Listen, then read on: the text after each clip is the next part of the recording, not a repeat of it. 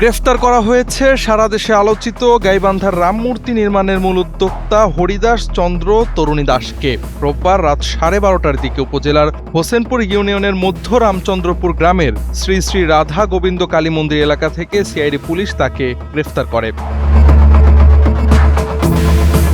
Money laundering প্রতিরোধ আইনে দায়ের করা মামলায় গ্রেফতার হওয়া হরিদাস চন্দ্র তরুণী দাসকে সোমবার বিকেলে শুনানি শেষে 4 দিনের রিমান্ডে পাঠিয়েছেন আদালত। ঢাকার মেট্রোপলিটন ম্যাজিস্ট্রেট মোহাম্মদ রিপন হোসেনের আদালত এই আদেশ দেন।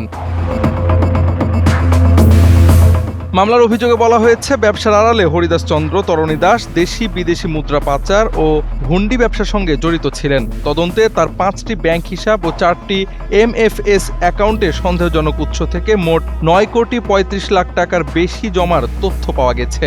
তদন্ত সংস্থার দাবি, প্রাথমিক অনুসন্ধানে এসব লেনদেনের সঙ্গে মানি লন্ডারিংয়ের সংশ্লিষ্টতার প্রমাণ মিলেছে।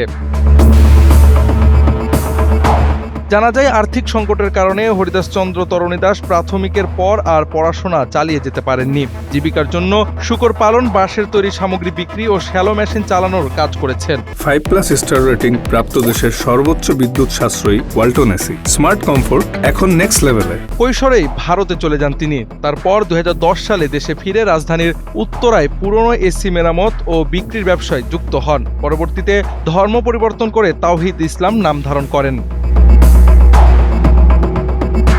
অভিযোগ রয়েছে, তিনি নিজেকে সাবেক প্রধানমন্ত্রীর পরিবারের প্রোটোকল কর্মকর্তা পরিচয় দিয়ে চাকরি, বদলি, টেন্ডার ও উন্নয়ন প্রকল্পে সহযোগিতার আশ্বাসের মাধ্যমে বিভিন্ন ব্যক্তির কাছ থেকে অর্থ নিতেন। 2022 সালের প্রতারণা, বদলি বাণিজ্য ও টেন্ডার কারসাজির অভিযোগে র্যাব তাকে গ্রেফতার করলেও পরে জামিনে মুক্তি পান তিনি। এরপর চলে যান ভারতে এবং 2024 সালের রাজনৈতিক পট পরিবর্তনের পর দেশে ফিরে আসেন।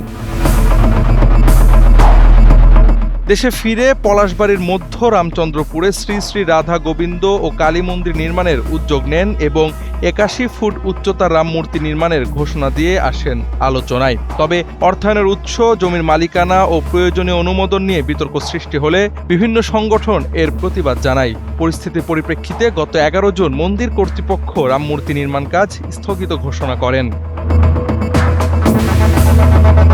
Javad Ahmed, NPB।